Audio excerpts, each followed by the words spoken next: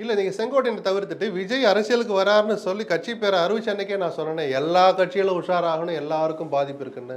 அதுதான் தினகரன் பல பிரஸ் மீட்டில் சொல்லிட்டு இருக்கிறாரு, எல்லாருக்கும் பாதிப்பு இருக்குன்னு. அது யதார்த்தமான வார்த்தை. இல்லை, செங்கோட்டையன் போனதுனால மற்ற கட்சிகளை இது எந்த அளவுக்கு மற்ற இல்லை, செங்கோட்டையன் போனது மற்ற கட்சிகளை பெருசாக பாதிக்காது, அது அதிமுக தான் பாதிக்கும். ஆனால் செங்கோட்டையன் போன்றவர்கள் அந்த கட்சியை பொலிட்டிசைஸ் பண்ணும்போது, அரசியலை கற்றுக் கொடுக்குற போது, ஒரு கட்டமைப்பை வலுப்படுத்துகிற போது எல்லா கட்சியிலும் தான் இங்கே போய் சேரலாங்கிற மனநிலை வரும்.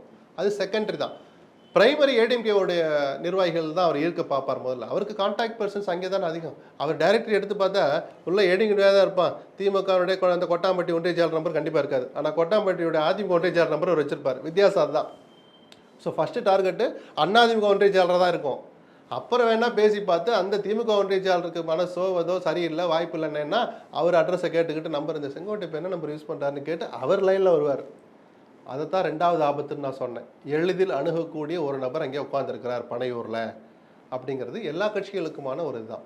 அது நிர்வாகிகள் சேர்றதுன்னு மட்டும் ஒரு வரியில் சொல்லாதீங்க, ஒரு பெர்செப்ஷன் உருவாயிடும். அந்த கட்சி வளர்ந்துக்கிட்டு இருக்கிறப்போது எல்லாருடைய ஓட் பேக்கையும் தானே அவர் எடுத்துக்க போகிறார். இப்போ 10% குறைஞ்சது, ஆதவ் பாஷையில் 28%னா அவர் ஆசைக்கு சொல்லிக்கிட்டோம். 30 சொல்லிட்டு நமக்கு என்ன இருக்குது, வாழ்த்து சொல்லலாம். என்னை பொறுத்தவரைக்கும் குறைஞ்சது 10லேருந்து 15 வாங்குவார்னா அவங்க யார்?